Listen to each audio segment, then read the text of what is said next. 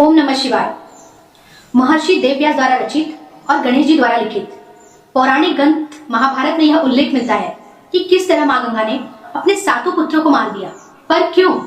इस कहानी की शुरुआत होती है शांतनु के पहले जन्म से, जहां वो इक्ष्वाकु साम्राज्य के महान राजा महाभीष हुआ करते थे। उन्होंने हजारों अश्वमेध यज्ञ करवाए। मृत्यु के पश्चात उन्हें स्वर्गलोक में जगह मिली। एक दिन दरबार में सारे लोग प्रार्थना कर रहे थे। वहां ब्रह्मपुत्री मां गंगा भी मौजूद थी। अचानक एक जरा सा हवा का झोंका आया और मां गंगा के वस्त्र जरा से खिसक गए। सारे ऋषि मुनियों ने अपना सर नीचे झुका लिया, लेकिन महाभीष एक टक गंगा को देखते रहे। यह देखकर ब्रह्मा जी को बहुत क्रोध आया।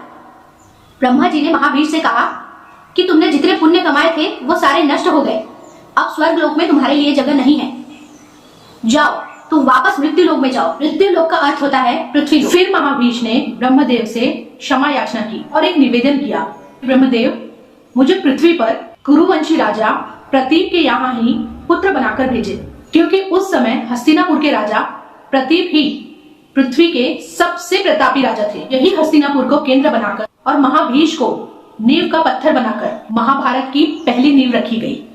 राजा प्रतीप अपनी पत्नी के साथ गंगा तट पर तपस्या कर रहे थे, क्योंकि काफी समय बीत गया था, उन्हें पुत्र की प्राप्ति नहीं हुई थी। अचानक वहाँ माँ गंगा प्रकट हुई और माँ गंगा ने कहा, तुम्हें पुत्र की प्राप्ति होगी, किंतु मेरी एक शर्त है। राजा प्रतीप क्या करते? वह बूढ़े हो रहे थे और उन्हें उनका वंश शांत होता दिख रहा था। उन्होंने माँ गंगा की बातें मान ली। माँ गंगा ने शर्त रखी कि जो तुम्हें पुत्र होगा उसका विवाह तुम मेरे साथ कराओगे।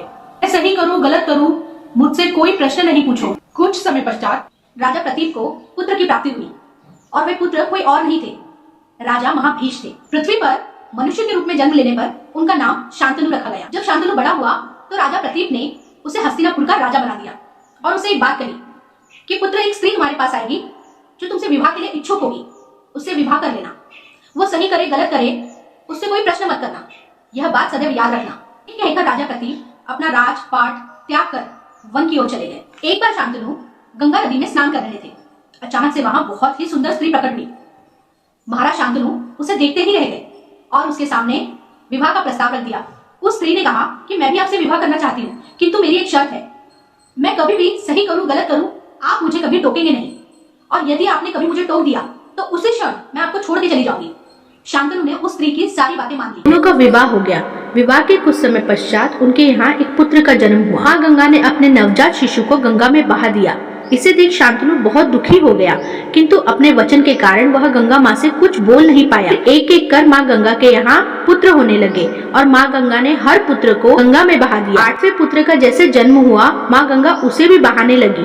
तब शांतनु के संयम का बांध टूट गया और उसने अपने 8वें पुत्र को गंगा में बहाने नहीं दिया और माँ गंगा के ऊपर क्रोधित होकर कहा, कैसी स्त्री हो तुम, ये पाप कर रही हो? क्या इस वंश को कभी कोई कुलदीपक नहीं मिलेगा? माँ गंगा ने कहा, मैंने आपसे पहले ही कहा था कि मैं कोई पाप करूं या मैं पुण्य करूं, मुझे आप रोकेंगे नहीं या कोई सवाल नहीं करेंगे, पर आपने अपना वचन तोड़ दिया। अब मैं आपको छोड़कर जा रही हूँ। जब शांतनु ने इसका कारण पूछा, माँ गंगा ने कहा, मैं माँ गंगा हूँ और मेरे यहाँ 8 पुत्र पिछले जन्म में 8 वसु थे।